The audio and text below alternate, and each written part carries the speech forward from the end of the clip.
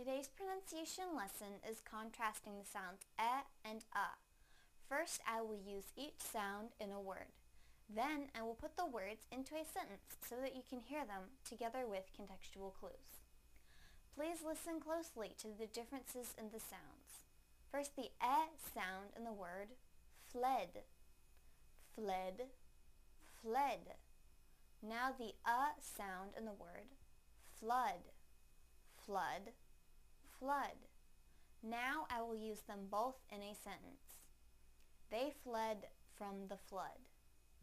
They fled from the flood. They fled from the flood. Thank you for watching CartoonEnglish.tv's pronunciation lesson. Come visit our website for free lessons, games, and chat.